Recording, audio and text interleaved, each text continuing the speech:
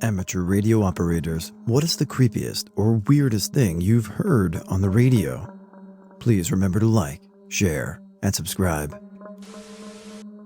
Spy number station is always interesting. The weirdest signal I heard was when I was scanning around VHF frequencies, around 150 megahertz, and came across a woman whispering. It was a bit freaky.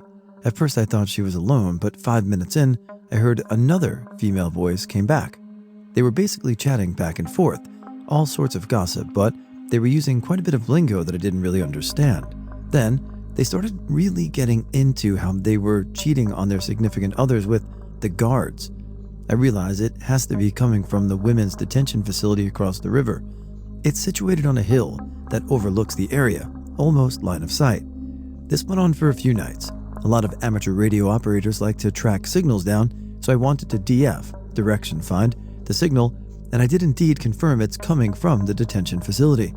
After a while, it got boring, so I decided to come on frequency and said, Hey, you never know who's listening. They freaked out, and that was the last I've heard.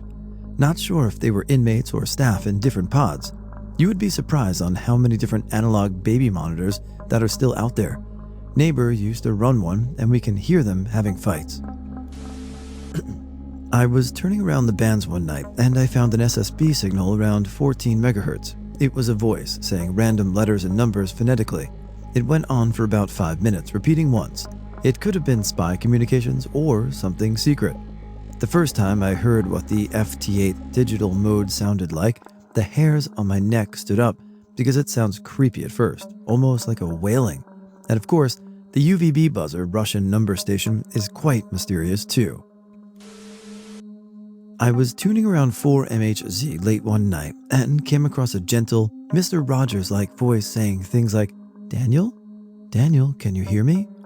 There are people here who want to speak with you, Daniel. You need to tell us where you are. We are here to help you. He continued to call Daniel's name, but no answer, no call sign, station ID, names, or anything. Just, Daniel, can you hear me? At one point, you could hear someone crying in the background. It was very unsettling. Not crazy as in bad, but crazy as in amazing. The first time you talk to someone via the International Space Station repeater, you program your radio, then use a handheld antenna, in my case, and point it at a bright dot going across the sky, and are able to talk to people 1,000 miles away. An amazing feeling and mind-blowing. Not a ham, but I've heard the buzzer live before on a vintage receiver. It's creepy to say the least. 1 second, you can be listening to an FM broadcast, and the next second, you can switch to SW and tune in to the buzzer. The questions instantly flood your head of what it is and where is it. It's like the audio equivalent of a liminal space. I know this is a bit of a niche question, but does anyone know where to get a good radio that is accessible or at least somewhat usable for a blind person? I want to fiddle around with frequencies and find things, but I'm completely blind and want to get something I can actually use. I'm guessing there are no iPhone apps or websites that could do the same. In the late 1980s, was listening to Radio Jerusalem on shortwave, and they stopped regular programming and made an announcement.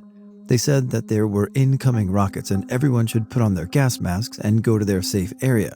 The announcer also said to be sure that your children's masks were put on correctly. I have a UHF radio in my ute. One time I was traveling west of Winton when I heard two blokes casually chatting about having a beer after work, and then one of them suddenly said, really nervously, Hey, remember when we found that thing? There was a bit of silence, and then the other bloke said, Yeah, I remember. And then they stopped talking.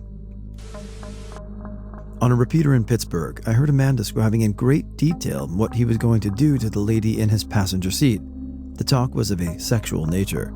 They seemed happy about it. I, however, wanted to throw up in my mouth. It was a good 3 to 4 minutes of solid talking. I'm not sure if they purposely keyed the mic or if they somehow were hot mic'd, maybe Vox, but there were no dropouts. Either way, it was the first time I heard questionable content on the air. I was a bit shocked and eventually spun the dial. I've been waiting for the right time to share this. I got my technician's license not too long ago, have wanted to for many years, been proficient in CW, continuous wave Morse code, my whole life, and wanted to be able to actually use it for something. While most hams say you need a general license for high-frequency bands, this is untrue for a tech who got into the hobby solely for CW, as we have CW privileges on 10, 15, 40, 80. These are all high-frequency bands, so I have more than enough room to play without having to upgrade just yet. I bought a 10-meter radio and an 80-meter CW transceiver to start with, along with a little handheld for the local 2-meter, 70-centimeter bands and repeaters. One night in early October, I decided to fire up the 80-meter. 80 is primarily a night band. I'm a night owl, and 10-meter is pretty much closed at night. So I had been on 80 most nights since getting my license. I made a couple of contacts here and there, but spent most of my time listening. On this particular night, I called CQ on 3.560, the QRP CW calling frequency, and got nothing. I had a rather silly antenna hooked up, homemade random wire, and was really just playing around, not expecting much. A few minutes went by, and I called again. Before I finished punching out my call sign, someone came back to me very quickly. They didn't even let me finish my transmission, but they copied my call correctly. I figured they heard it from my earlier call. I couldn't copy down what they were saying right away, but it was repetitive. It was a call sign, and they sent it at least 20 times in a row, very rapidly, along with what I could only describe as a bunch of CW gibberish. Ka, man, and weird shit like that. I didn't reply. It was super strange, and for some reason gave me a kind of nervous, ominous-ish feeling.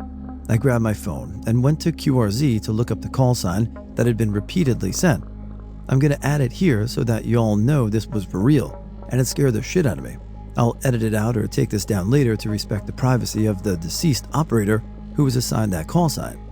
I often Google the operator after finding out their name, as I've found some pretty funny shit in the past doing this, such as drunken videos of that operator going on rants, complaints about them, etc. My heart fell to my feet when I looked this guy up. He friggin' died in August. Again, here someone was shooting CW at me faster than I've ever heard using a dead man's call sign. Freaked me right the F out. I shut the radio off, chalked it up to someone pirating his call sign to mess with people, and went to bed. But it still kind of bothers me. Whenever I call CQ now, I'm leery of who's going to come back to me, lol. Call was K5LU. I have no reason to make any of this up, and it was more than likely someone pirating his call signal, but it made the hairs on the back of my neck stand straight up. I sort of wish I'd have tried to actually make contact, or at least deciphered more of what whoever it was saying.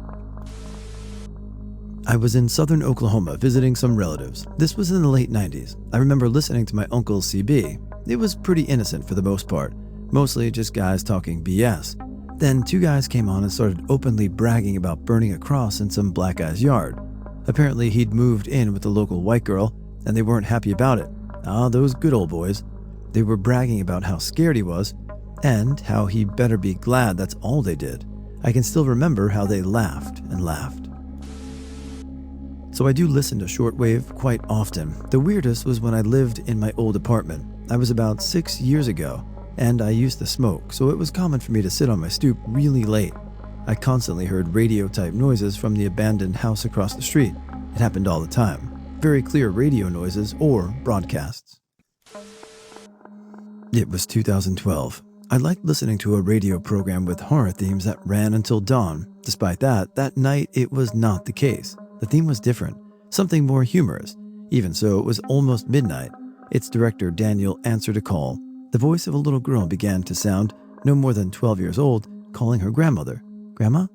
Obviously, Daniel thought it was a joke. He let the call continue, and the girl began to sob, calling her grandmother. I want my grandmother. Finally, the call was cut off. They took it with humor until the next night the call was repeated, the same girl calling. Because of the paranormal knowledge, after talking so much about it on his radio program, Daniel put the audio in reverse, but the girl was heard saying, I died. Several listeners reported presenting strange phenomena in their homes while listening to the voice. They did a full investigation with Discovery Channel on this case. They exist, and you can find the audio of that night. It turned out to be a spirit of a girl who had died in the fire of her house years ago. It was one of the most famous cases of ghosts captured on the radio in my country. On PMR 446, license-free UHF frequency band, there's lots of strange activity I've encountered. I was testing my radio on PMR 8 late in the night. Around 4 a.m. I couldn't sleep, checking the SWR of the antenna. I whistled into the radio whilst checking the deviation on an SDR. I did this a couple of times, and then I heard a faint whistle crackle through the back to me a few seconds later. Very strange. I've also heard music players on PMR before, playing seemingly random tunes from old TV shows, or an air raid siren. The main music player is a strange person who has also been known to abuse the 2-meter calling frequency in leads, always playing the same tunes or jamming people for seemingly no reason at all. But that isn't nearly as disturbing as the Baofeng stalker. We have an evening net on PMR Channel 8 here in Yorkshire. Lots of people join in. Usually it is trouble-free. Up until very recently, we had what we deemed as the Baofeng stalker. Someone with a Baofeng Roger beep, 2-tone beep, would key their radio between overs randomly. This wasn't a jammer. They would deliberately wait until someone stopped talking and then send the beep and nothing else. We would say, "Is anyone on the side?" And they would never talk. This happened for months on end, and we realized whoever was doing it was mobile in a car, as their signal was very strong to certain people at different times, so they were driving around doing it. Never jamming, just wanted to make their presence known. We dubbed them the Baofeng stalker. One time I was fed up and made my concerns known, and we never heard from them since. Not a radio operator, but maybe someone can help me to understand what happened here. I had this Dell laptop and I used it a lot, mainly to do art and illustration work. I usually worked using cable headphones and listening to YouTube or Spotify. But from time to time, usually when I had the headphones on but no sound playing, I heard distant voices behind static. I only heard short sentences, like people using walkie-talkies, though I didn't hear anybody using over commands. Besides number station, nothing. But because this post has been up here for a few weeks, I can add a creepy story walking down the street last year. Dark street, late at night. My friend and I were on our way to the gas station for a pop and a pack of cigarettes. As we were rounding the corner onto the main strip, we heard noises from the building across the street. Sounded like thumping, or banging, or clattering. And then all of a sudden, behind dimly lit curtains, we heard screaming. One sharp, loud scream from a female. Obviously, she was in serious trouble. The scariest part of it all, just as we were passing an empty bus stop, a voice spoke to us from behind some dim bushes. "Don't tell anyone." I'm not an amateur radio operator, but I do have a story. Once upon a time, my family was on a vacation. We are a pretty small family, just me, my mom, and my dad, so my father came up with the idea of using radios so that we don't get lost. Somehow, however, when I was alone and starting to fall asleep, a voice came from the radio. I couldn't understand it, but it sounded foreign for some reason. I think we were in Switzerland? Anyways, from what I could understand, it sounded panicked, almost scared. I'm not sure how I intercepted it, however. I think it might have been a police officer calling for backup, although I really am not sure how I intercepted it. I think the radio was off as well. It was creepy as hell. I'm a sailing instructor, and we use VHF radios when on the water, but they don't have an enormous range, so when we're something like 3 kilometers away from the other coaches, the radios can't hear one another. So, when we're that far out, we use phones to keep in contact. But I like to switch to working channels or even channel 16. You hear lots of conversations on working channels, and it's funny to think of, because these people have no idea that the sailing coach way in the distance is eavesdropping on them. Funniest thing I've heard was a sailboat called Moonshine talking or calling for another boat nearby.